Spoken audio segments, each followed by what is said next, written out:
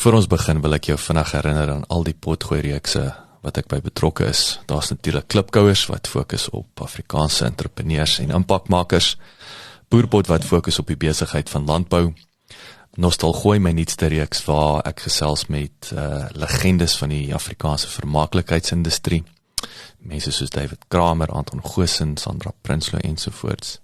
En dan my 2 nuwe potgooi-reekse, Buzzcrash wat die Engelse boetie is van klipkouers, en dan Pot of Gold wat gefokus is op die besigheid van mynbou.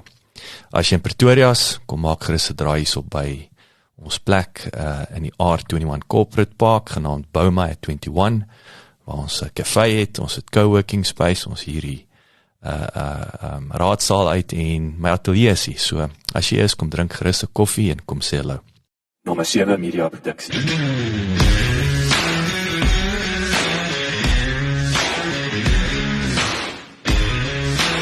Welkom by die Klipkouers potgooi-reeks waar ek gereeld gesels met entrepreneurs en impakmakers ten einde die beste praktiese advies met jou te deel.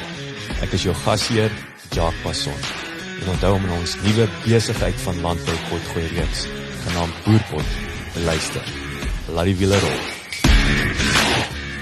Ek wil net 'n groot dankie sê vir Quentin van den Heever en sy span by SLC, oftewel die Synthetic Latex Company in Sasolburg, wat hierdie episode moontlik maak, en ook vir ondersteuning met die Engelse weergawe van klipkouers genaamd Buzzcrash. So kyk uit vir dit as jy verkies om in Engels en natuurlik ander onderhoude te luister. Gaat ons. Dr. Abraham Brink was vir dekades 'n toonaangewende rolspeler in die vervaardigingsbedryf. Daarvan getuig die feit dat hy in 2014 verkies was tot president van die International Institute of Synthetic Rubber Producers in Houston.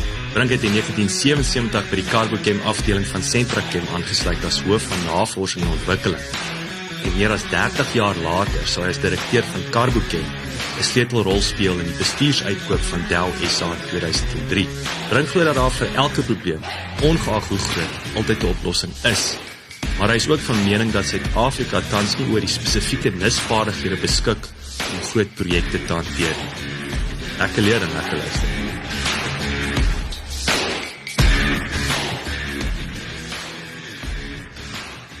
Abraham, goeiemôre. Baie dankie vir jou tyd. Sien uit om met jou lekker te gesels. Maar vertel ons 'n bietjie, waar is jy in die wêreld? Waar het jy groot geword? Wat is die pad wat jy gestap het, waar ons nou lekker gaan sit en gesels hierso? Ja, Jacques, baie dankie. Jy begin deur, waar is ek in die wêreld? Op die oomblik sit ek hier in Val-de-Vie in my huis. En ek kyk hier vir die berge, as ek nie vir jou kyk nie. Maar as jy nou praat van waar het ek groot geword en die pad wat ek geloop het, ja, ek het groot geword in Pretoria. Van Pretoria af is my ouers Bloemfontein toe ek begin hoërskool te gaan, so ek beland toe in Grey College. Ek was net die naweek in Bloemfontein gewees, Abraham. Goeie plek. Ja, nee, lekker. En daar het ek nou matriek gemaak, was toe vir 'n jaar weermag toe, soos ons almal daai tyd moes doen. En toe nou by Koffsies begin studeer, eers 'n BSc gedoen. Toe was ek besluit, wat maak ek met die BSc, en ek het aanvanklik gedink ek wil in fisika verder studeer. Wat er gebeur het met my is dat die dag toe ek nou daar by die universiteit kom om eers in te teken, toe verstaan ek dat Prof. Lou Alberts, wat die professor fisika was, hy is RAI toe. En toe besluit ek net, maar dan doen ek chemie, so ek het toe gaan chemie doen. Want ek het aanvanklik 'n bietjie 'n probleem gehad met chemie, omdat my oorlede pa was die professor in organiese chemie wat my keuse sou wees. Waarde. Maar hy is toe net op daai stadium, hy het nou aangestel by die WNR in Pretoria as adjunkt president. So ek het nou 'n skoon pad. Sonder probleme, relatief. Ja, dis maar al moeilik as jou pa jou studielei met besig weet, beide vir hom en vir jou, so. Ja. So ek het al eers gedoen in organiese chemie, ek het 'n MSc gedoen, die jare na, en onmiddellik begin met werk vir 'n doktersgraad. Op dieselfde tyd getroud met my liewe vrou Annie. Is sy nou 'n Bloemfontein, is sy 'n Vrystaat of 'n Bloemfontein Roos of sy Pretoria? Ek weet nie wat die Pretoriaanse girls genoem word nie. Ja, nee, sy kom van 'n plaas net daar by die kant Bloemfontein. As hy, alright. Sy was daar op Oranje op skool, ek het raak geloop en ja. Okay. Maar feit is, ek moes in 'n werk met ek baas,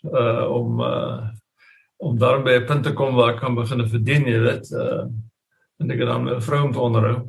Tenminste het sy skool gehou en die pot nie kook gehou.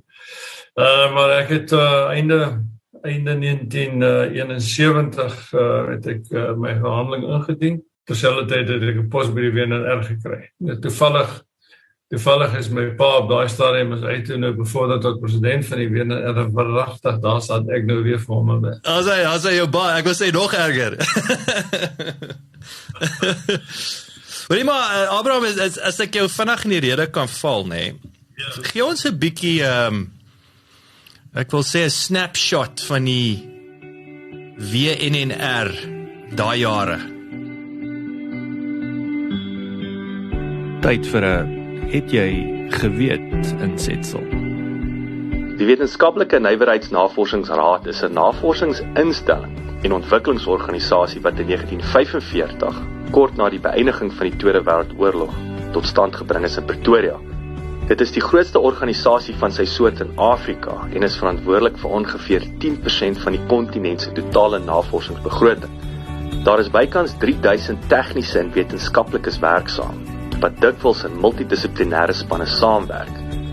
Die WNR se hoofnavorsingsarea sluit in biowetenskap, bouomgewing, verdediging, vrede, veiligheid en sekuriteit, inligting en kommunikasietegnologie, materiaalkunde en vervaardiging, natuurlike hulpbronne en die omgewing en ruimtetegnologie en sintetiese biologie. Ja, sekerlik. Daai jare, ek het toe by die Nasionale Navorsingslaboratorium, die Nasionale Chemiese Navorsingslaboratorium met ek begin werk. En op daai stadium was dit absoluut die mekka van organiese chemie in Suid-Afrika. Ons het 'n span ouens daar gehad wat ongelooflik goed was. En meeste van hulle het in later jare of professorate iewers gekry by universiteite of by hoë poste in die industrie. Maar ons het 'n hele paar verskillende rigtings op daai stadium gehad. Ons het 'n groep gehad wat gewerk het op steroïde. Ons het 'n groep gehad wat gewerk het op die produk wat jy kry as kom ons sê mielies of grondboontjies, al grondboontjies as dit bif. Wat dikwels gebeur het veral in daai jare daar in Mosambiek en so waar die mense hulle graan opberg en dan bif dit en ja, daar's geweldige hoë insidensie van lewerkanker en dit was een van die goed wat ons moet bestudeer is wat veroorsaak dit. En die produkte daar, net vir die interessantheid, is groep produkte van aflatoxin. Ja, interessante werk geweest. Ons het ook 'n groep gehad wat gewerk het op die polysakkariede binne in die tradisionele bier, die moutbier. Om te kyk wat gebeur met daai polysakkariede wanneer die moutproses plaasvind. Dis nou soos magau, is dit nou magau, Bas? Ja. So is om te kyk hoe word magau gemaak of hoe gevorm? Wat word van die suiker binne in die kyk dis langketting suikers wat binne in die graan is. Wat word van daai suikers? En kan 'n mens die proses manipuleer om dit meer smaaklik, meer voedsaam en al die soort van goed te maak. So ons 'n groep gehad daar gewerk het. Ek self het gewerk in 'n groep wat gewerk het op DNA en RNA.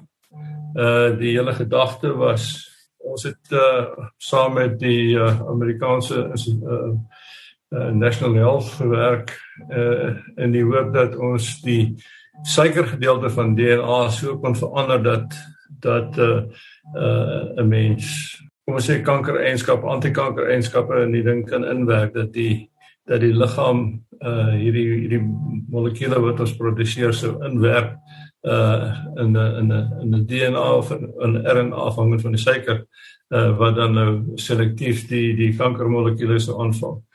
Maar so so hierdie was so jy het nou gepraat van organiese chemie, nee, so organiese chemie en ek vra nou Jan Alleman vraag hierdie. Organiese chemie het te doen met voedsel. As ek dit so kan stel of nie. Of is dit weier? Ja, jy weet, dis 'n interessante ding. Wat jy nou vra. In my loopbaan het ek regtig gesien, ervaar oor die jare dat al die skeidslyne tussen die verskillende vertakkings van chemie wat ons getrek het om dit net makliker te maak om dit te doseer vir die studente. Jy weet, jy het organies, jy het fisies, jy het analities en allerlei soorte van chemie. Daai skeidslyne verdwyn, veral wanneer jy in die praktyk werk met die goed, dan besef jy maar, jy weet, jy kan nie net na die organiese kant kyk nie, want daar is ander chemie wat betrokke begin raak, daar's fisiese eienskappe wat betrokke begin raak, daar's ingenieurseienskappe wat begin betrokke raak. So ja, mense vind dat ja, jy gekonsentreer op organies, maar uiteindelik moes jy al die fasette van chemie moes jy maar ook bybring. Maar in elk geval, wat ek vir jou wil sê, is, jy weet, op daai stadium het ek nou nog die gedagte gehad dat ek my loopbaan gaan maak as 'n navorsingskundige. Maar wat toe my gebeur is, die WNR sê toe vir my, luister broer, jy is nou hier 4 jaar by ons wil hê jy moet nou 1 jaar oor see gaan en jy moet nou by die top ouens in jou studieveld met jy nou van kers opsteek vir 1 jaar. So gebeur het toe dat ek beland toe nou by die Universiteit van British Columbia in Vancouver, Canada vir 1 jaar. Ek en my vrou en ons 2 kleintjies. En daar gaan doen ek toe nou na doktorale werk so vir 1 jaar. En terwyl ek daar werk, kom ek eendag tot die gevolgtrekking dat dit is nie my ambisie om eendag met 'n wit jas aan, jy weet, kus toe te gaan nie. So, ek het teruggekom Suid-Afrika toe, ek was nog so rukkie by die WNR en ek kry toe aanbod van die destydse Sentrachem, wat in daai jare 'n baie sterk chemiese maatskappy in Suid-Afrika was. En onmiddellik het ek besluit, nee, is reg, ek gaan hierdie vat, so ek is toe nou na hulle afdeling Carbochem op Sasolburg toe as hoof van navorsing by hulle. Skiet, ek gee jou heel die rede vir Abraham, so ek vra by voorbaat om verskoning. Ek wil net 2 tree terug gaan wat vir my interessant. So jy het nou en jy die vraag uit my mond uitgeval, want ek wou vir jou gevra het, jy weet, hoe het ons Kersfees gehou met die res van die wêreld, of waar het ons, ek wil amper sê best practice, hoe het ons seker gemaak, ons is wêreldklas, en jy het nou die Vancouver voorbeeld, dink ek, was al klaar antwoord. Maar ek wil terugkom na die WNR toe. Wat was die, ek wil sê, as jy nou, ek dink nou aan NASA oor die jare, jy weet die wonderlike newe-effekte, wil ek sê, of newe-produkte wat geskep is as gevolg van hierdie groot ambisie. Ek dink aan Formule 1, jy weet, daai tegnologie, daai kar, alles filter af na die padkar toe. Wat is die WNR se CV? Hoe lyk hy? Wat, jy weet, daai jare voor dit nou, is daar iets wat uitspring wat jy kan sê, kyk, hierdie was absoluut uniek, het dit hier in Pretoria begin. Het jy dalk 'n paar voorbeelde? Ja, kom ek sê so, die WNR as ek reg onthou, en nou praat ons nog lank terug, op daai stadium dink ek, daar was so 9 instituute, 9 of 10, waarvan chemie 1 was. Chemiese ingenieurswese was langs ons gewees, daar was voedselnavorsing, daar was padnavorsing, ek sal my geheue nou regtig met 'n bietjie rondskit om die ander uit te dink, maar daar was instituut soos ons in wat, soos die chemiese instituut wat, ja, alhoewel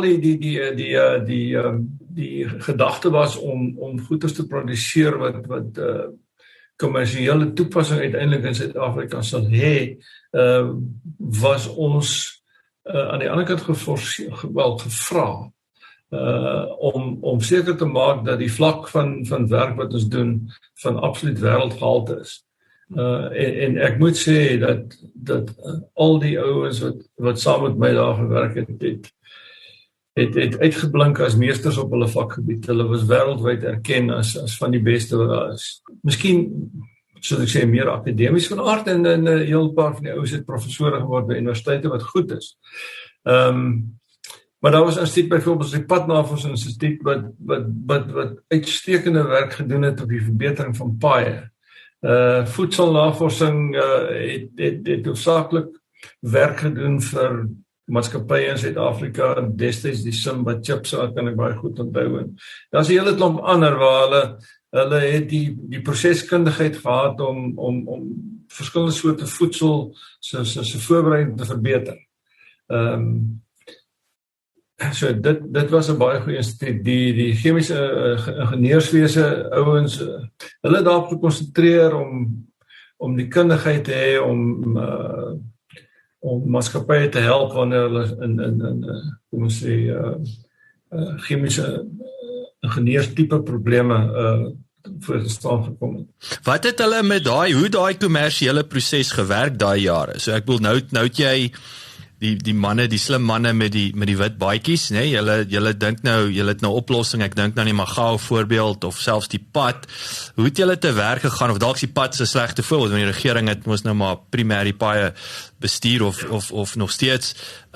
Wat het dan nou byvoorbeeld met nou het julle argumente so dalwe super Magao uitgedink of geformuleer? Wie daai ding moet julle hom op die Pick n Pay se rak gekry? 'n hele paar van die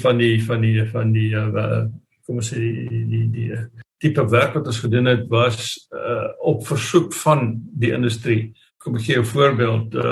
Industrie het na ons gekom en gesê hulle soek 'n proses om farmaseutiese produkte te isoleer uit van ons inheemse plante uit.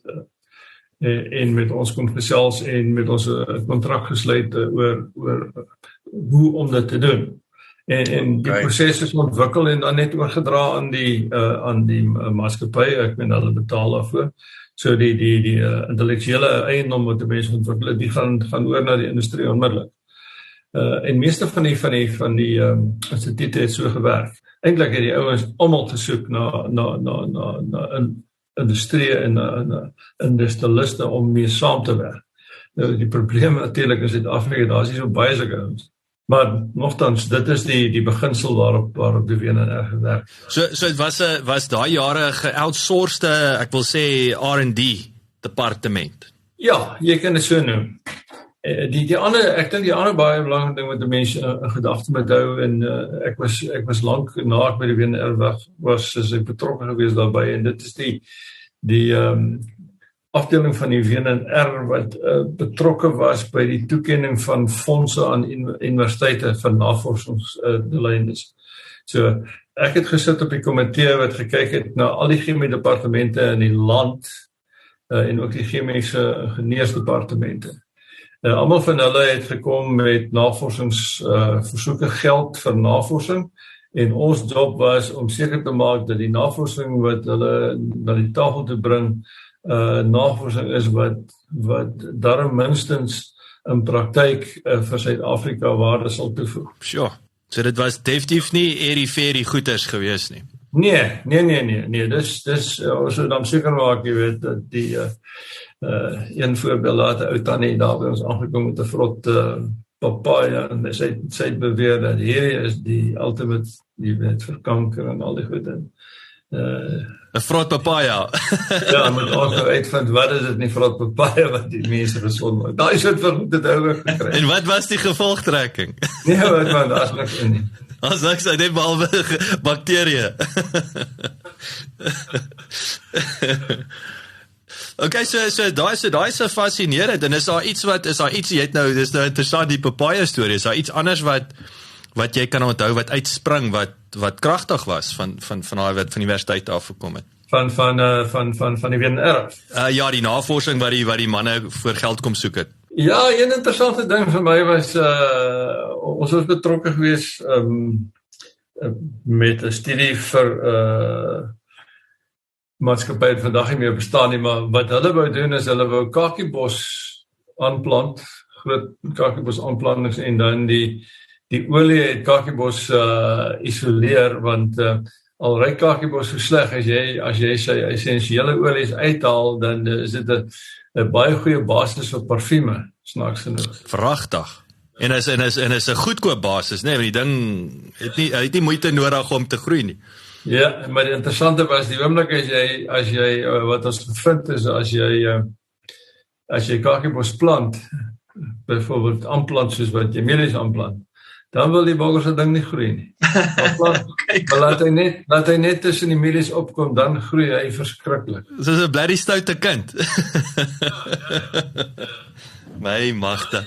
Ja, die ander een wat vir my interessant was, wat ek baie betrokke by was, veral oor my latere belang by rubbers, was 'n projek wat begin is as 'n gesamentlike studie tussen die WNR, Stellenbosch Universiteit en Sentrachem. En dit het gegaan oor die aanplant van 'n bossie, kan ek amper sê, met die naam van Wayuli, wat in die woestynstreke van Mexico en Suid-Amerika, in die suidelike deel van die Verenigde State groei, en wat rubber produseer. Dieselfde soort rubber wat jy die bome uit kan tap. En die hele gedagte was dat, hier's nou 'n produk wat ons nou hom kan aanplant hier in die droë dele van die Noord-Kaap en die Karoo, waar niks anders wil groei nie, want ek weet, dis waar hy groei daar so in Mexico. Dan is ons nou hier 'n ding geskep wat baie werk kan skep vir baie mense. En dat 'n geweldige klomp werk ingegaan daar. En die interessante was, ja, jy groei daar, maar hy het water nodig om te vestig. So, dit was die probleem. Waar daar brandvlei in die Karoo kry jy nou water om die goeders te kan plant. Maar nogtans, dit was 'n baie interessante projek, want dit het ook baie fasette behels wat interessant was, is hoe kry jy nou die rubber uit hierdie ding uit, en as jy nou dit uit hierdie ding uit kry, want jy moet hom nou oes, dan sit jy met 'n geweldige klomp materiaal, houterige materiaal, wat jy nou gaan ontslaan moet raak op een of ander manier, en wat maak jy daarmee? So, jy weet, baie fasette wat vir my vrek interessant was. Ja, ek wou sê, jy is so 'n hele waardeketting wat jy moet na kyk van die ding. Presies. Want dis een van die goed wat in my later lewe vir my altyd uitgestaan het. Jy weet, jy kom met die wonderlikste gedagtes van dinge wat jy gaan produseer, en jy verstaan die chemie en alles. Maar op een van die dag sit jy met 'n klomp uitvloeisel. En dit maak of breek jou projek. Want ons chemici is geneig, ons kyk na die mooiheid van die chemie, ons is nie regtig so bekommerd oor die ander. Ek wil sê, julle is ware kunstenaars dan. Ja, jy kan dit so sê. Maar uiteindelik, jy weet, dit is die hele proses, insluitende die beskikbaarheid van grondstowwe en uiteindelik ook die beskikking van die uitvloeisel wat jy produseer. Wat sê jou proses is lewensvatbaar, ja of nee? So, ek wil jou laaste vraag, dan kan ons 'n bietjie aangaan met om oor jou te gesels, maar ek wil nou vir jou vra op die kakiebos voorbeeld. Ek het onmiddellik gedink aan hierdie, is dit die hyacinte, wat is dit wat so in die rivier is? Wat is die storie daar? Want ek onthou, ek het op 'n stadium, seker so 4 jaar terug, toe kyk ek 'n bietjie, want toe dink ek, yes, wat 'n fantastiese rou-materiaal. Jy weet, die ding is ek wil sê, jy kan betaal word om uit te haal, en dan moet jy net 'n manier kry. Toe sien ek die Indiërs gebruik om methane, of wat, gaste, methaan gaste maak. Wat was het julle ooit met dit gespeel? Ja, ons is nooit gevra om op hyacinte te werk nie. Ek het maar soos alle ander goed het ek maar so ver langs geïnteresseerd gewees in wat die ouens doen. Maar jy tipies daar te doen met 'n ding wat potensiaal het, ja.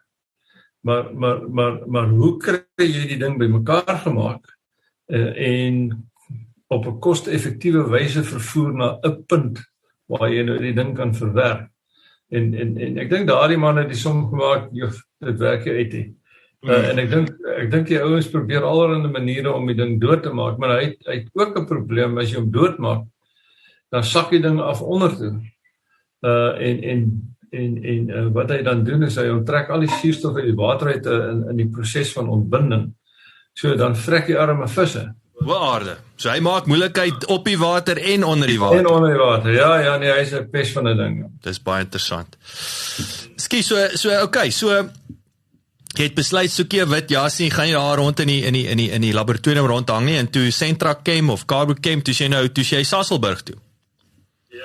Toe wat gebeur daar? Hoe lyk dinge toe nou daar? Of as ek so vra, wat het jy gehoop? Het jy nou gesê ek wil nie 'n wit jas nie? Ek wil sê daai R&D het om terug te kom na die kreatiwiteit om hierdie kommersiële output was dit die trekpleister? Ja, jy weet ek moet sê ek was op daai stadium redelik, kom ek gebruik die woord naïef op presies wat gebeur in die chemiese nywerhede in Suid-Afrika. En op daai stadium was dit eintlik maar jy het Sasol, Carbochem en NCI gehad wat die chemiese industrie in Nederland was met 'n bietjie vetmis hier en van die ander kuns was goed. Maar ek het nie werklik 'n idee gehad wat wag op my nie, en dit was vir my wat is die Afrikaans vir eye-opener, ja, 'n soort van 'n skok om agter te kom dat die chemiese industrie in Suid-Afrika hardloop alles op die dood-eenvoudige chemie, nie op vreeslike ingewikkelde goed. En dis waar die geld lê, as jy met eenvoudige chemiese produkte kom wat groot afset het, ja, dan is daar geld in.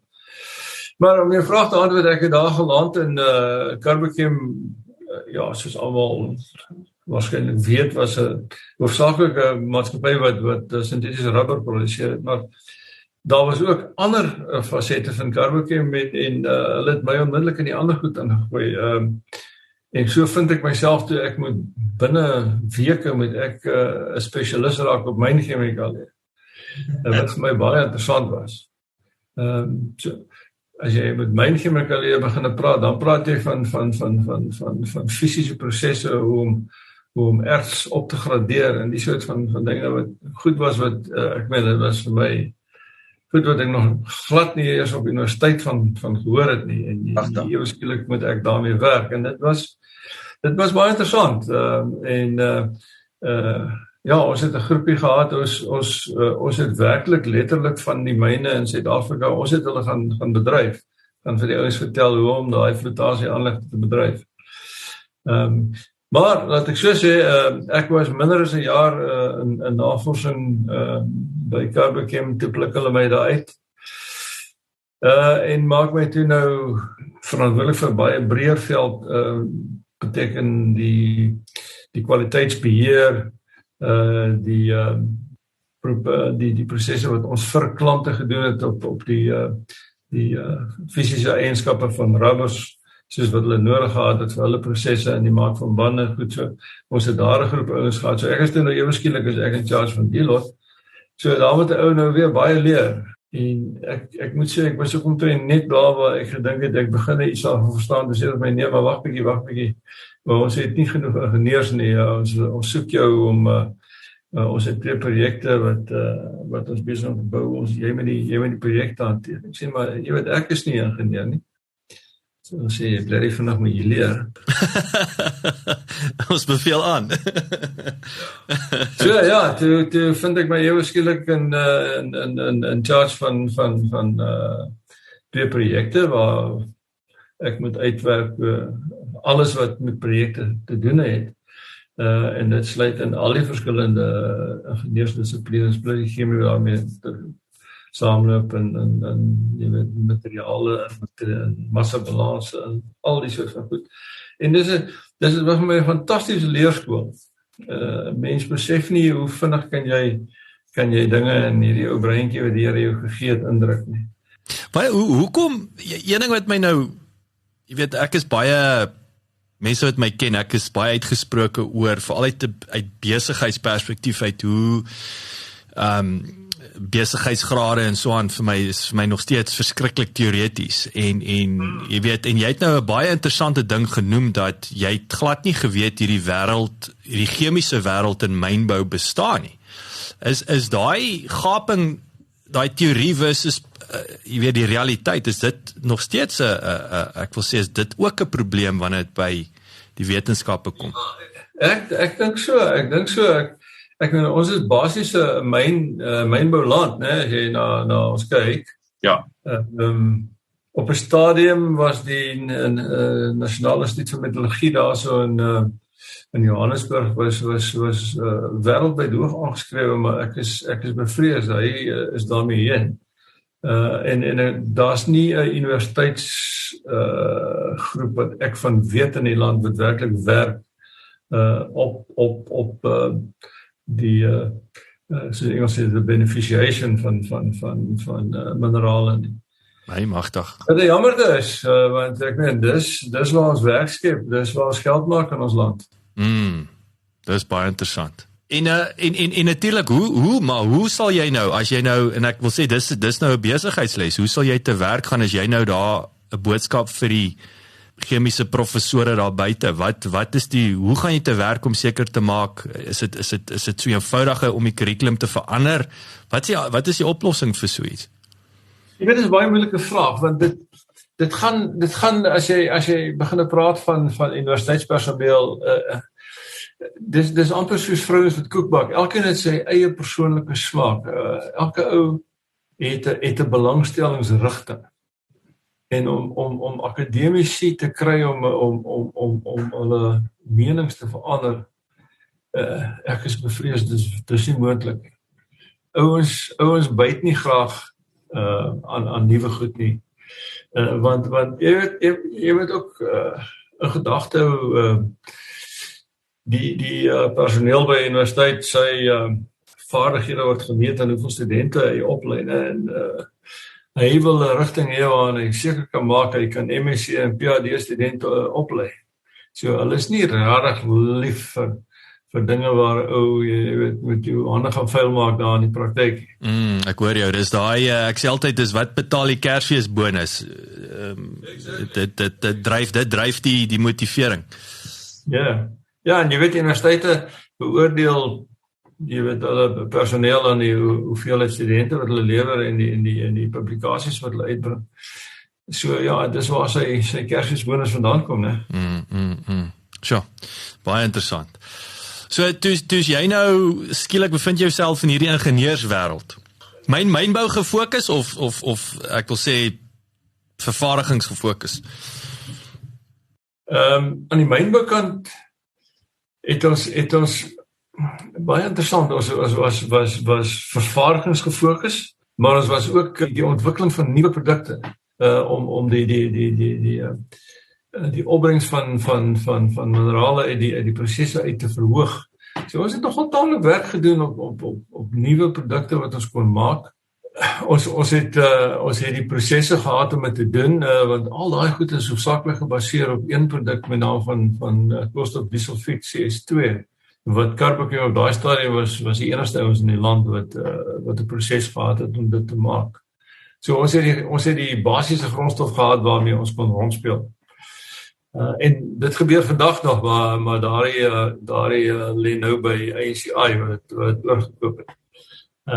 En hulle gaan nog steeds daarmee aan en hulle doen uitstekende werk. Maar dan was daar was behalwe dit was daar 'n paar landbouchemikalieë wat ons vervaardig het. En daar was die grondstof vir waspoeiers. So het julle nou tipies was 'n Unilever 'n belangrike kliënt byvoorbeeld. Tyd vir 'n het jy geweet insetsel. As 'n globale maatskappy het Unilever 149.000 mense wêreldwyd in diens met meer as 400 handelsmerke in meer as 190 lande. Die Unilever storie het in 1883 begin met die bekendstelling van Sunlight seep in die Verenigde Koninkryk wat op 'n innoverende wyse higiëne bevorder en binne bereik van gewone mense gebring het. Wat ook interessant was is dat Unilever 'n hoofkantoor gedeel het in Engeland asook in Holland, maar dit het tot 'n einde gekom in November 2020 toe hulle hoofkantoor amptelik na Londen toe geskuif het. Unilever speel 'n beduidende rol om sosiale en omgewingskwessies waarmee die wêreld te kamp het aan te spreek en poog reeds vir die afgelope 120 jaar om mense se lewenskwaliteit te verhef met hul produkte en derentyd doen hulle dit op 'n volhoubare wyse. Ja, ek was vreeslik baie by Unilever, moeilike ouens, maar kwaliteitsgedrewe ouens. Ek kom nie met enige nonsens by hulle weg. Ja, so goed, in 'n kwessie van 3-4 jaar het ek al hierdie dinge gedoen en toe in daai stadium met Carbochem begin met 'n projek op Newcastle, die sogenaamde afbreek projek daai tyd. En ewe skielik kom my vrou by my en sy sê vir my, maar die baas wil met my gesels. Ek sê vir wat? Sy sê nee, sy het hom raak geloop en het gevra of sy bereid is om Newcastle toe te gaan. So, hy het geweet hoe die hiërargie werk, duidelik.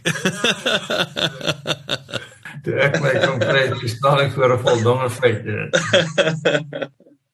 Toe gaan ek Newcastle. Was dit 'n bietjie, ek wil sê, wat het in jou kop aangegaan, of wat het jy van Newcastle geweet daai jare? Of was jy gedink, ek's daarom nader aan Durban aan die see, of wat? Nee, niks. Want dit was reg in die begin van die projek, ons was nog in die fase gewees van besluite neem oor presies wat die tegnologie en al die soort van dinge, so daar was nog niks, en wat met my gebeur is eintlik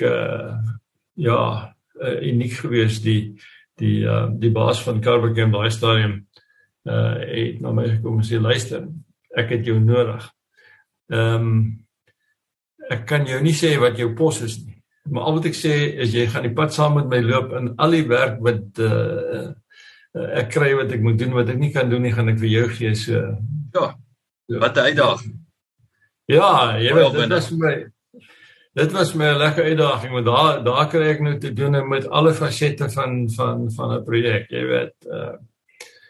Ek is betrokke by die bou van huise, ek is betrokke by die oprigting van die aanlegte, ek is betrokke by die onderhandelinge met die staat. Ek is sommer soort van die sekretaris van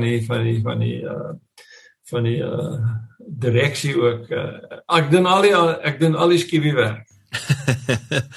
Maar natuurlik, maar jy leer die meestes op daai stadium. Jy sou leer, ek sê mens besef nie hoeveel jy leer nie, want elke dag is anders. En elke dag het uitdagings van sy eie. En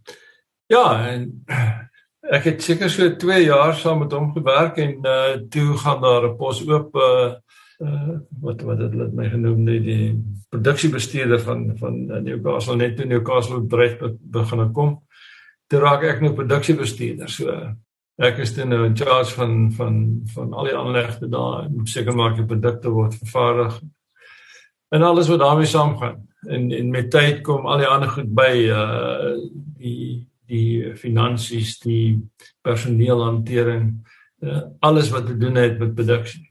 Julle word toe nou, hoofkantoor is toe nou nog steeds Sasolburg, nee? Of nie? Waar was die hoofkantoor skuif toe na Johannesburg toe. Eerstens om daar by Centergem te wees, en tweedens omdat dit nodig was om beheer oor beide Sasolburg en Newcastle te hou, want die tipe produkte wat ons gemaak het op Newcastle en op Sasolburg komplementeer mekaar, en jy het 'n gesamentlike bemarkingspoging nodig. Jy kan nie twee onafhanklik bemark nie. So eintlik uit 'n markoogpunt uit is die besluit geneem Johannesburg. Right. Maar wat dit ook al sê, ek was 2 jaar in daai pos en toe besluit hulle maar hulle soek iemand wat die hele rubberbesigheid kan oorneem met bestuur.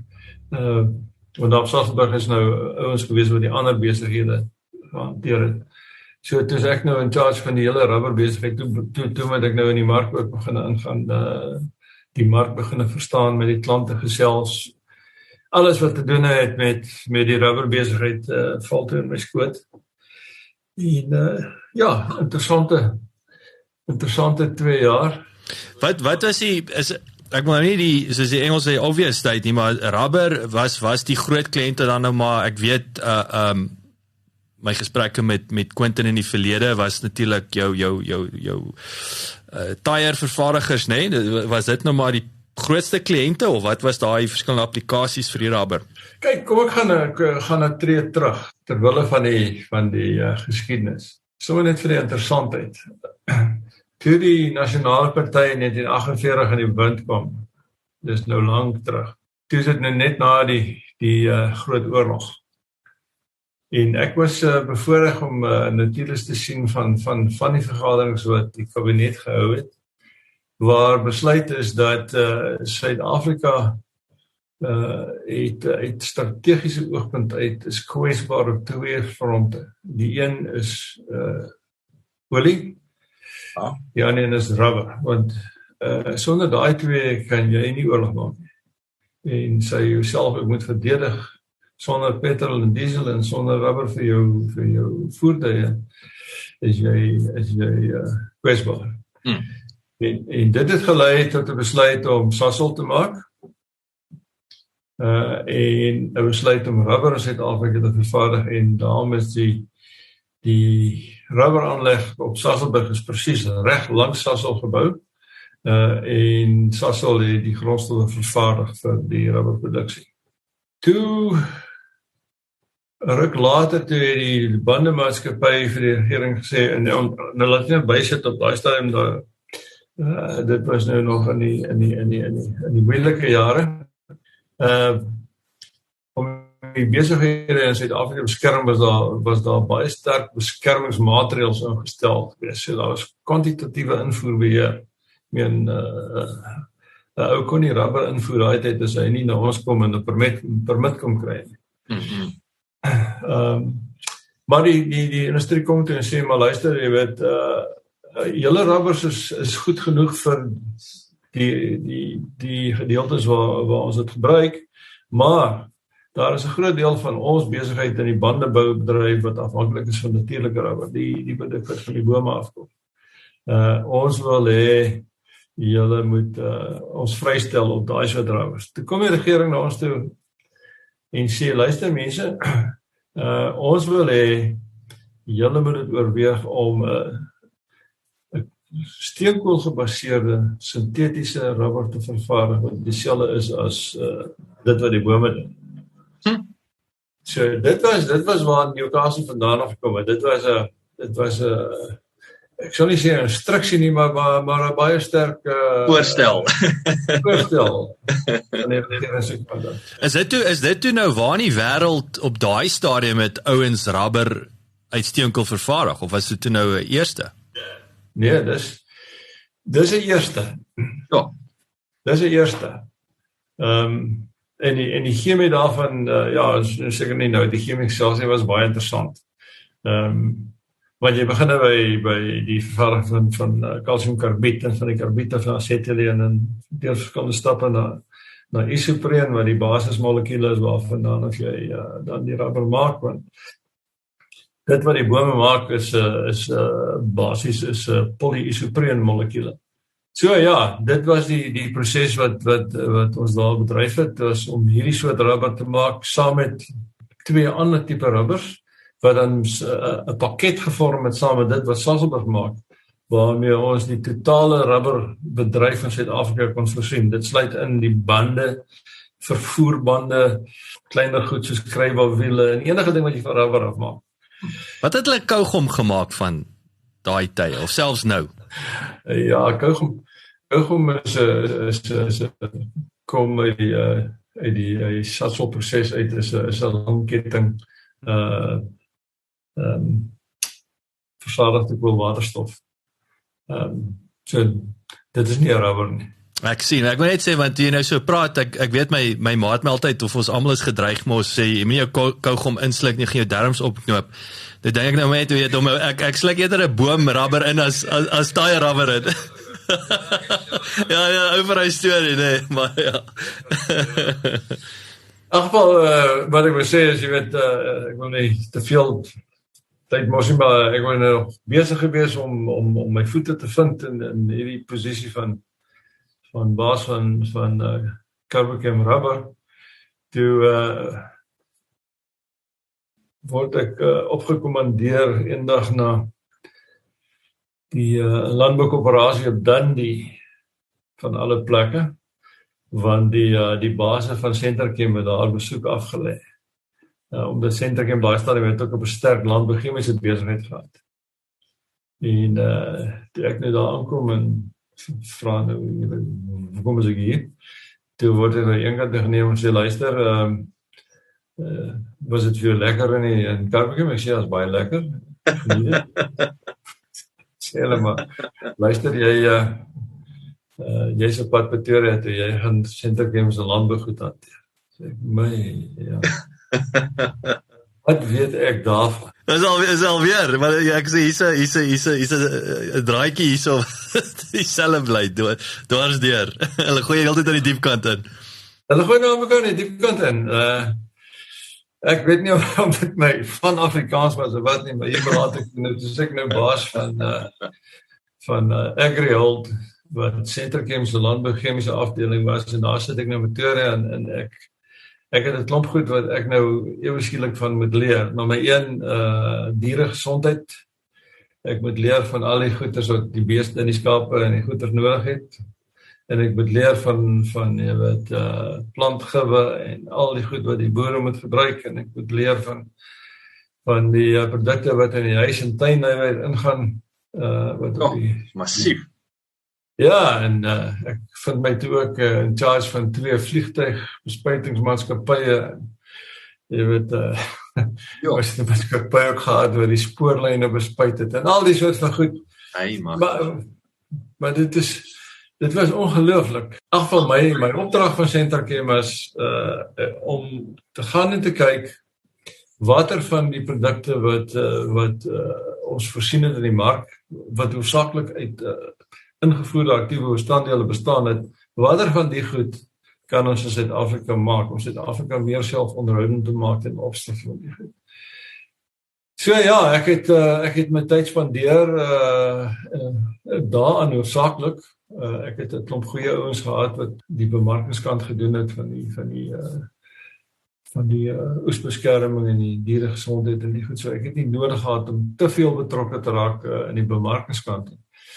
Maar ek het, ons het begin deur 'n strategie saam te stel, na ons anders geanalyseer het wat ons sou kon doen, en toe gekyk in Suid-Afrika wie anders is daar wat van die goed kan maak, en so het dit gekom dat ek met ou in Durban met die naam van Robert Meingard begin gesels het. Hy het 'n maatskappy gehad daar by Canelands wat begin het om van die goed te maak, en uiteindelik het ons 'n gesamentlike maatskappy gestig, en ons het in 'n kort tyd het ons seker, nou wil ek ook 10, 12 produkte in Suid-Afrika begin maak.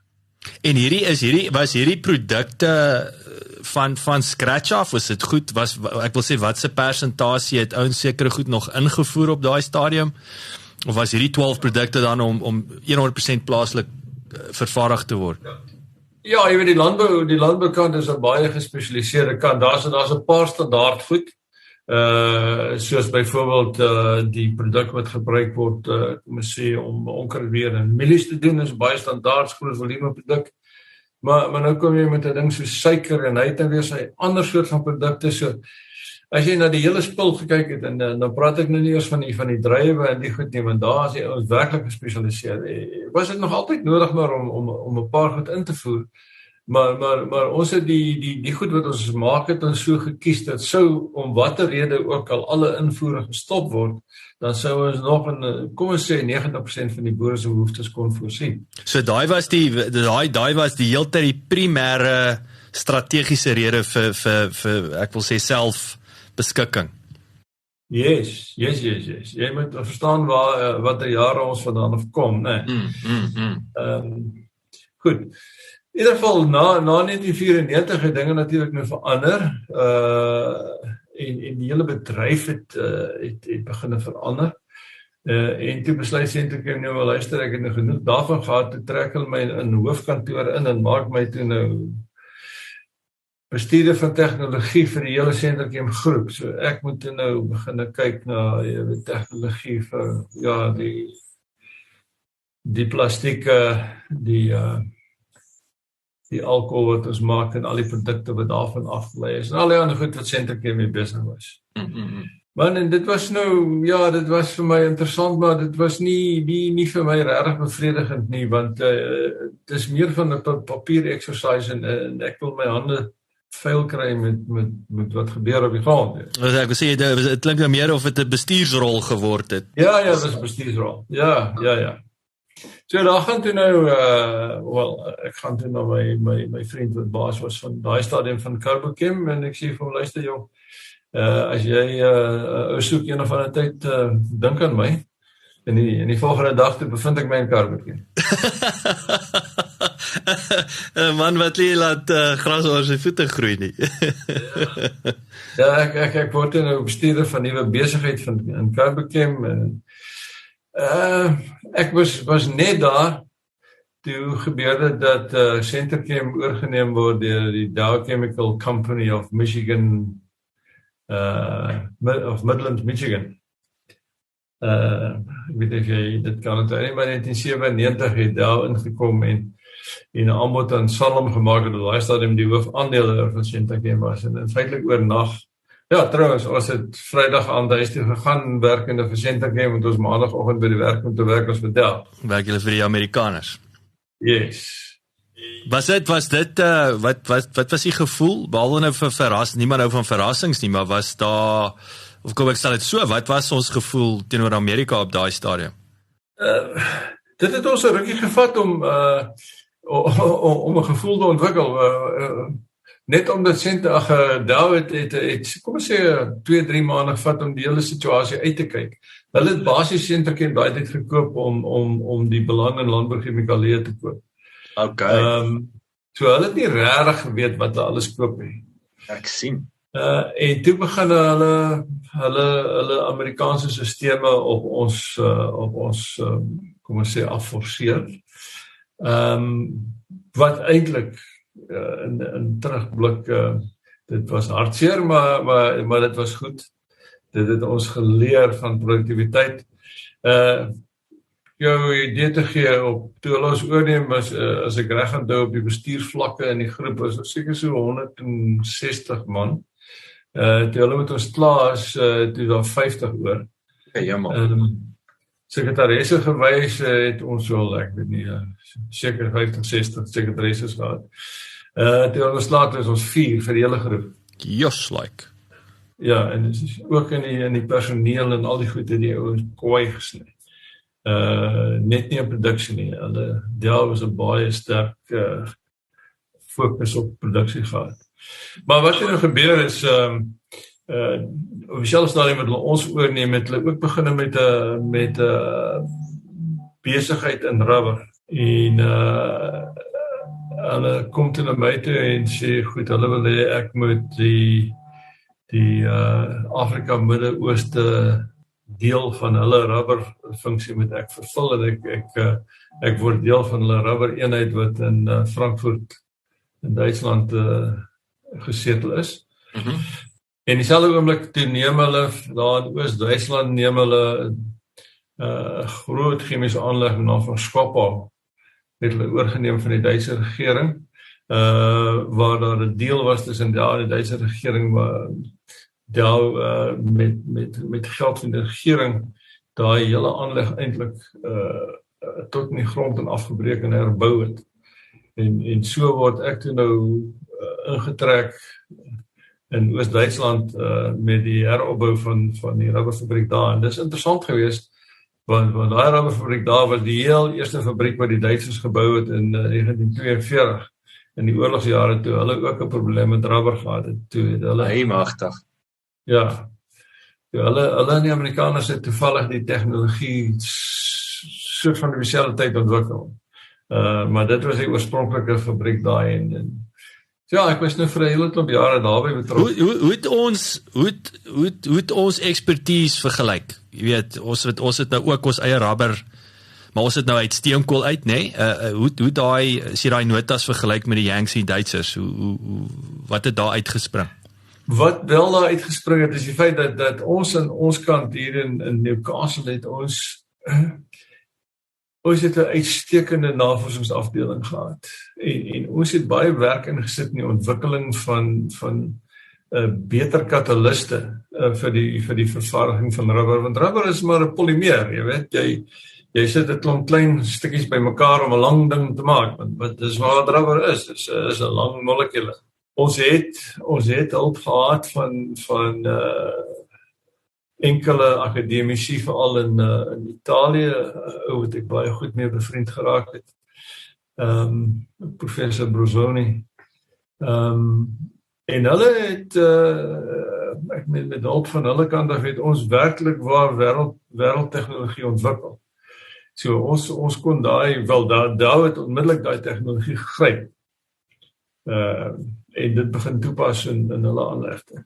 En ek dink dis ek wil sê dis die krag natuurlik, en ek wil sê ek sê die obvious van 'n multinational wat wakker is, nee, is om daai beste produk, best practice uit te rol na die ander streke toe, ander lande toe.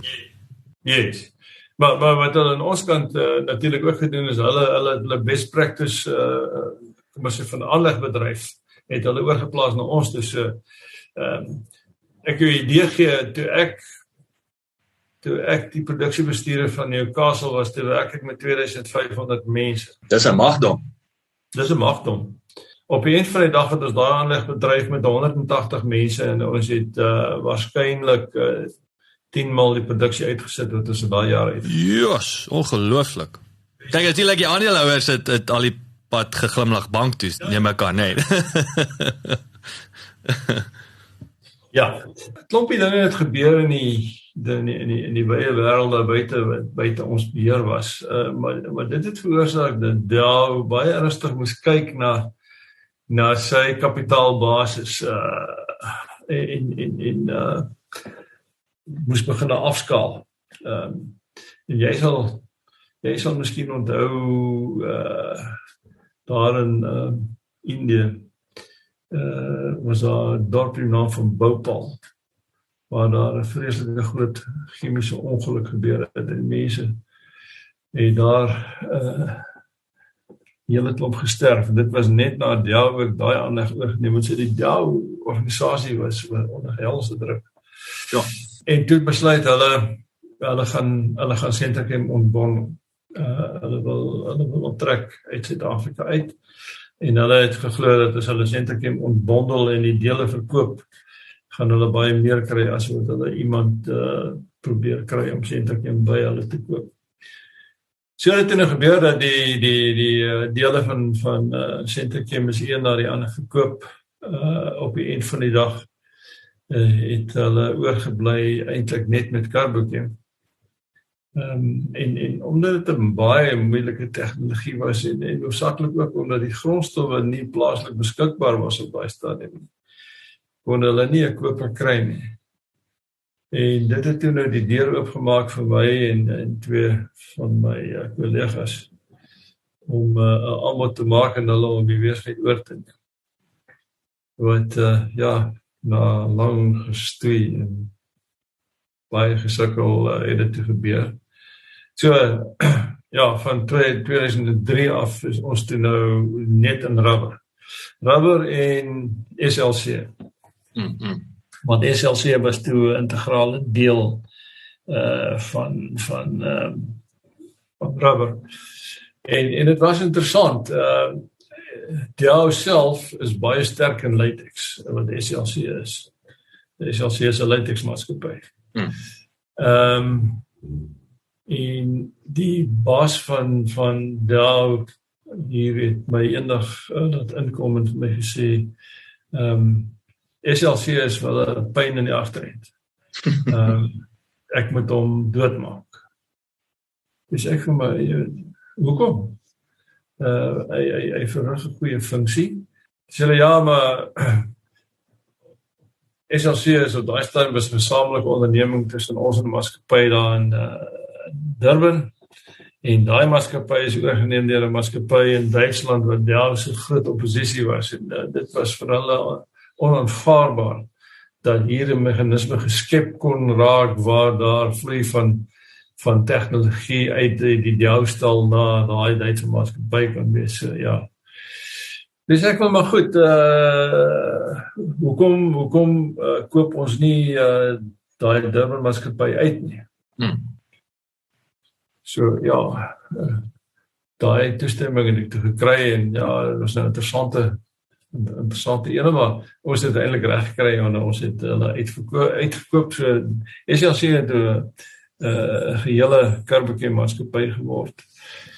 Abraham, ek weet vinnig, jy praat so van uitkoop. Wat praat ons hiervan omset daai jare? Hoe net om vir die ouens perspektief te gee van die grootte van hierdie maatskappye en selfs jy nou sê 2.500 staf, nee, wat was die omset van Carbochem? Of selfs Sentrachem daai jare, hoe groot was hulle? Sentrachem was so 2,5 biljoen na 3 biljoen rand omset daai jaar. Daai jare, yes. Wat ek wil sê, is die rand nog sterker as die pond en die dollar was? Ja. Wel, toe ons met Newcastle begin het, was daar omtrent pariteit tussen die rand en die dollar. Ja. Maar daarvan het hy baie vinnig verswak. Ek weet in 1985, toe ek aanlegbestuurder geword, toe was die rand $5 op 'n rand. Nou ja, daarvan het natuurlik net een pad gegaan. Maar maar Sentrachem was van daai orde grootte en Carbochem, om jou idee te gee, die versekeringswaarde van die Carbochem toerusting was 1,2 biljoen. En die omset het op 'n stadium byna in 'n biljoen rand gedraai. Ja. En natuurlik in die chemiese industrie het ongelooflike marges, nee, so dis nie besig om brood en melk te verkoop nie. Ja, dis 'n interessante storie oor die marge. Jy weet, toe ons Carbochem koop, toe sit ons met 'n situasie dat daar is geen grondstowwe in Suid-Afrika beskikbaar vir die mark van rubber. Dit ons geweet. Maar ons het 'n plan in ons agterkop gehad wat ons tot uitvoer kon bring, gelukkig. En dit was dit op daai stadium met die Saudi-Arabiese maatskappy SABIC begin om hierdie grondstowwe te vervaardig daar in Saudi-Arabië. En op daai stadium het China zero produksie van rubber gehad. So Saudi-Arabië was geforseer gewees om mark te soek in Amerika. So hulle produk het in skepe rondom die Kaap gery Amerika toe. En ons het toe met hulle om 'n tafel gesê, luister, dit maak geen sin nie. Kom ons sluit ooreenkoms met mekaar. Ons behoefte is omtrent gelyk aan wat julle uitset. Dit kom in praktyk in die leerskole vertel hulle vir jou, dis nooit goed om een produsent, een kliënt situasie te hê nie, maar hierdie ene roep daarvoor. Kom ons maak 'n deal. Ons koop julle volle produksie en julle gee dit net vir ons. En wat ons doen is julle reël met die verskepingsmaatskappye want Saudi-Arabië voer geweldig baie grondstowwe uit in tankskepe, so hulle mag as 'n onderhandelaar ten opsigte van verskeping is baie groter as ons. So ons het toe onderhandel gelewerde prys by ons terminaal Richards Bay en dit het baie goed gewerk vir 'n baie lang tyd. En terselfdertyd was daar 'n situasie dat die groot afset vir ons natuurlik was die bandemaatskappye in Suid-Afrika en hulle was op daai stadium almal Suid-Afrikaanse ondernemings en ons het 'n goeie verhouding met hulle almal gehad en alhoewel ons miskien in party opsigte nie so kompeterend was as ander nie, het hulle besef dat ons hulle 'n guns doen deurdat ons het al die grondstowwe gehou, al die voorraad, so ons het hulle werkskapitaal baie minder gemaak. En dit het veroorsaak dat die besigheid baie goed gegaan het. Maar daar dinge buite ons beheer, maar as altyd mag gebeur, en dit is dat China het ewe skielik uit die blokke weggespring.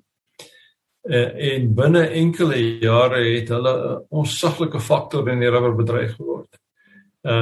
Tot die mate dat hier by 2008, 2009 met die groot ekonomiese afswaai was hulle gelykstaande produksie aan Amerika. En vandag is hulle ver verby. Nou ja, hierdie het nou 'n situasie geskep waar ons almekaar met die Arabiere moes mooi praat, want China was dis 'n onversadigbare mark gewees, hulle kon hulle produk China toe stuur. Maar wat ook by ons toe gebeur het, is al die bandemaatskappye en daai tydperk is oorgeneem deur hulle moedermaatskappye oorsee. Goodyear, Continental, Dunlop, Firestone met Bridgestone word. Almal het toe oorseese aandelehouers gekry. Almal het verander van Afrikaans of Suid-Afrikaanse maatskappye na oorseese maatskappye. En dit het 'n tegniese en 'n bemarkingsoogpunt onsaglike druk op ons geplaas, want wat jy by die groot maatskappye vind is hulle soek konstante produk. Hulle soek dat die produk waar dit ook al in die wêreld gemaak word, by watter van die fabrieke moet presies dieselfde wees. So hulle glo dit begin by grondstowwe, so hulle het oral grondstof ooreenkomste gesluit en dan ook vir die verskaffers van rubber gesê, luister, ons soek die hele produk, ons soek dit ook in Suid-Afrika. So as julle aan ons wil lewer, byvoorbeeld in Europa, dan moet julle dit ook in Suid-Afrika lewer teen dieselfde prys. En dit het veroorsaak dat ons mark het algaande kleiner en kleiner en kleiner geword. Want die ouens het dood eenvoudig ingevoer teen ons. En ja, met die nuwe regering wat ons gehad het, die hele kwessie van invoerbeskerming het totaal verval. Ons het geen beskerming gehad nie. En uiteindelik het hierdie faktore daartoe gelei dat ons net op 'n stadium besluit het dat die groot waarheid is nog altyd waar, en dit is jou eerste verlies is die goedkoopste verlies. So as jy besluit, ons maak die aanleg toe. Ons kan nie aanhou kompeteer en al verder terugsak tot ons uiteindelik in 'n situasie is waar ons die besigheid moet likwideer. In die hele proses het SLC nie dieselfde druk gehad nie, en het SLC se besigheid stadig begin groei. Maar ons het tog ook die besluit geneem om SLC te verkoop, en so het dit gekom dat SLC toe aan Quinton verkoop is. En Quinton het my gevra om maar 'n aandeeltjie te koop daar ook. Sekerlik een van sy beste investeringsbesluite. Maar ek dink nou, ek sê nou, met alle erns, Abraham, ek dink die ongelooflike ding, of wil ek sê van en ek is jaloers, wil ek sê op Quinton, is daai toegang tot hierdie mentors, ouens soos julle wat om ongelooflike blokke al was, en ek dink dit is altyd vir my die moderne Suid-Afrika se grootste tragedie is jou ouer manne wat daai kennis, nie net die land, ek wil sê hulle trek agter die kleinkinders purf toe aan, maar dis daai kennis, daai mentorskap, daai geleentheid om aan sulke ouens se voete te sit, of nie eers weet waar hierdie ouens is, soos jy om aan jou voete te sit nie. Dit is vir my 'n groot tragedie. Ja, ek kan net sê amen, dis absoluut so. Dis absoluut so. Die expertise wat die land verloor het in die laaste klomp jare is dis hartseer. Dis hartseer. Ek hoor die regering sê hulle wil nou weer die vervaardigingsbedryf optel. Ons het nie die mense nie. Ons het nie die expertise nie. In elk geval. Laat ek nie die politiek in. Ek wil sê pipe dreams. Ja. Maar wat ek groot ondersteuner van Quinton ook is hy's 'n tipiese entrepreneur.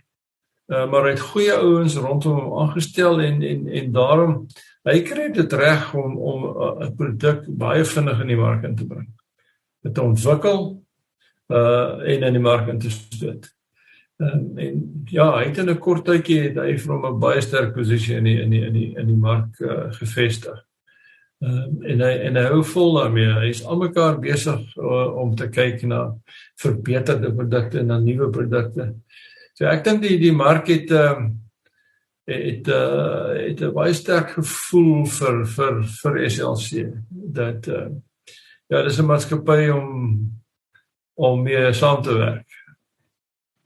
Hulle tegnologie, hulle ontwikkel hulle eie tegnologie. En ja, ek het in my lewe is ek by elke een van die groot leidingmaatskappye in die wêreld gewees. Ek moet jou sê, ek dink die tegnologie wat SLC ontwikkel het hier plaaslik is vergelykbaar met enigiets wat daar in die wêreld is. Ja, dis 'n groot kompliment en ek bedoel dit maak mense trots dat ons het darm nog sterk fondasies van die verlede en so aan, positiewe fondasies, nee, wat mense kan op voortbou. Ja. Nee, dis so, dis net 'n jammerte dat die produk wat SLC maak, wat latex is, soos jy weet, is 50% water. Ja. En dit maak dit baie moeilik om die produk koste-effektief uit te voer, want jy is besig om 50% water uit te voer na ander plekke toe. Maar nogtans kry jy dit reg om hier en daar 'n uitvoermarkie te ontwikkel. Wat goed is. Ek wou sê die manne sit nie op hulle ek dink dis ook die hele ding Abraham is die niche ding, nee. Ek dink dit is wat vir my 21ste eeu so die mark ordentlik groter is as hier by ons. Ja, Ek dink hy is so fenomenaal gedoen dan. Yes, ek wil sê dit is wat klein is hier is, of ja, klein is relatief in alle markte, of in die wêreld so is ons bitter klein. Ek dink mense vergeet soms dat ons is nie so belangrik wat ons glo of hoop nie, maar dit skep ook op sigself geleenthede. Abraham, ekskuus. Ek dink ek het nou 'n soort van die heerlike boedel opgekrap. Ek weet nie of jy het vir my gesê jy wil graag weet wat se lesse. Ja, ek wil nou jy lees alweer my gedagtes. Ek wou nou vir jou gevra ek wil met jou afsluit. Ek het vir jou 'n simpel vraag oor Louis Luit wat ek al nou wou vra. Ek sal hom vir laaste los as ek nou dink aan die chemie-industrie. Maar ja, wat is daai drie besigheidslesse as jy nou vir ek wil sê sit jou mentorskap hoed op, praat met die 19-jarige, praat met die 59-jarige, wat is daai 3 belangrike besigheidslesse wat mense nie in die oog uit moet verloor nie? Ja, ek het 3 lesse en 'n opmerking wat ek maar wil maak vir jou. Die eerste les wat ek geleer het in my tyd, is dat maak nie saak wat jou besigheid is nie, maar jou besigheid staan of val by die kwaliteit van jou markinligting. Met as basiese ouens wat op vervaardiging gerig was, het ons baie keer die fout gemaak om ons kyk hoe goed kan ons produseer, maar ons kyk nie wat die mark wil hê. En ek dink dis een van die kernbelangrike goed. Jy moet weet wat jou mark wil hê en jy moet jou mark ken. Dis die resep vir sukses. Die ander ding wat ek geleer het in my tyd is maak nie saak wat die probleem is nie.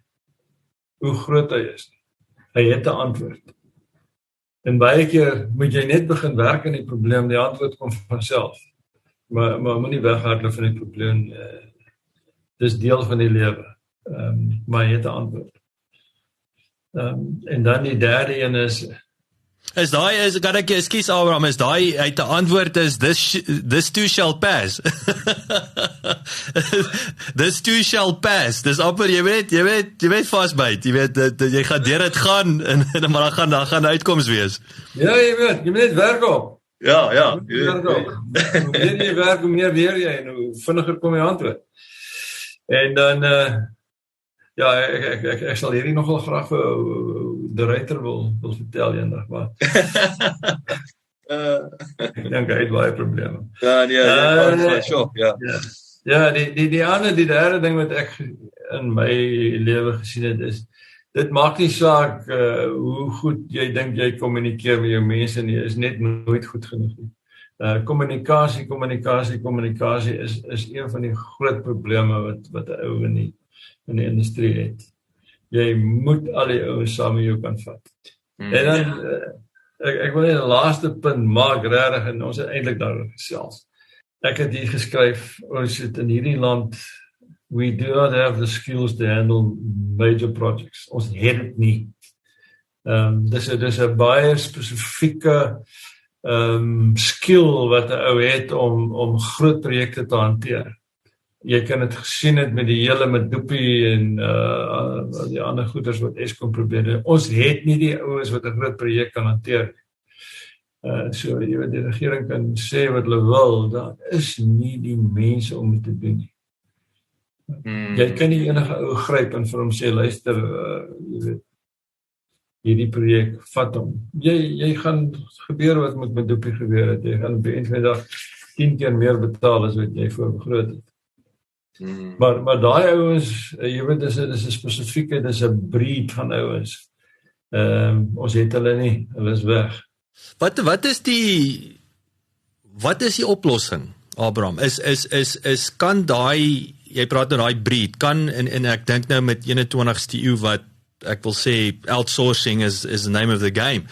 Koop jy daai ouens in, kan jy dit met 'n paar Zooms uitsort, of is dit net eenvoudig nie so maklik nie, of is dit weer mens moet teruggaan na die universiteit toe van, hey kerels, begin 'n bietjie ons eie talent skep, maar ek bedoel, dit gaan nie volgende jaar die probleme oplos nie. Wat is die antwoord? Jy kan die beginsels van projekbestuur kan jy op universiteit kan jy vir ons gaan vertel. Maar dis 'n ding, dis 'n skill wat jy in die praktyk moet gaan leer, want jy moet leer om face-to-face met 'n baie tawwe ou te sit en om my altyd te stuur sodat jy daarvan hou. Churchill. Going through hell without losing enthusiasm. Wat was daai ding van hom? Ja. En daar is sulke ouens in die wêreld, maar hulle is duur. Maar ek sê as Eskom reg in die begin 1 of 2 sulke ouens ingebring het, so hulle salarisse 1000 keer oorbetaal het. Laaste ligte vraag, Abraham. So waar het Louis Luyt sy geld gemaak? Was met chemikalie? Ja. Maar was dit kunsmis? Wat was dit? Wat weet jy van die ou se geld? Ja, was kunsmis. Kyk, ek mag dit nie sê nie, en ek sal sê, dis aan my gesê. So, ja, ek sê amptelik is dit aan jou gesê. Ja, dit word my vertel dat, kyk, Louis het gewerk, ek dink dit was van windmeel kunsmis, daai jare toe, dat hy met 2 bestelboeke geloop het, een vir sy eie produk en een vir die maatskappy. En op daai baie manier sy besigheid opgebou tot hy verbind wil sê, wat julle dop en steek om. Of dit waar is, weet ek nie. Maar Louis was, hy het dryfkrag gehad, hoor. Of jy van die ou gehou het of nie, hy het dryfkrag gehad. En ek dink dit is altyd wat ek dink is die laaste ding wat ek sal sê, is ek weer dink aan die Afrikaner, jy weet, ek in die naweek weer het ek gesels met 'n ou pel vir my daar in Bloemfontein, dat, jy weet, entrepreneurskap was nie aan die orde van die dag nie. Jy weet, daai jare nie. Dit was beskore vir ou arme Manny, die Porra en Georgie Griek, jy weet, min weet dat hulle is die ouens wat die 100 miljoen cash onder die matras het, maar so vir daai Afrikaners soos 'n Luyt wat daai entrepreneuriese stappe gevat het, jy weet, dis baie inspirerend, want dit was nie aan die orde van die dag nie, dit was eenvoudig soos dit. Presies. Ja, jy weet, dit is eintlik logies, man, al ons groot maatskappye daai jare was in die hande van finansiële instansies. Sandkop, wat die Sanlam beleggingsarm was, Federale Volksbeleggings, daai soort ouens is almal ja, ek het baie vriende in die finansiële kant, maar dis almal ouens gedryf is deur CA's. En 'n CA verstaan net een ding.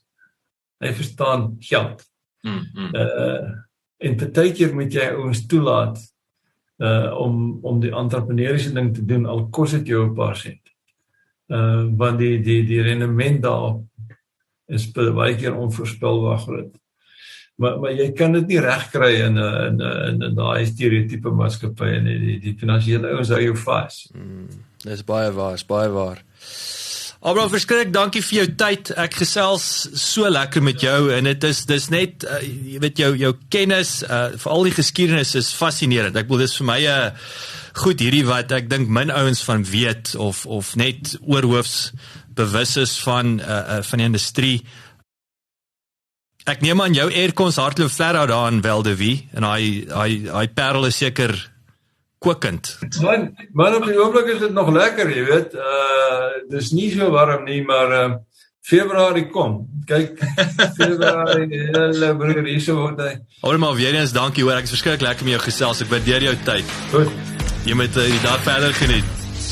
Okay. Bye Abraham, bye. Baie dankie dat jy geluister het.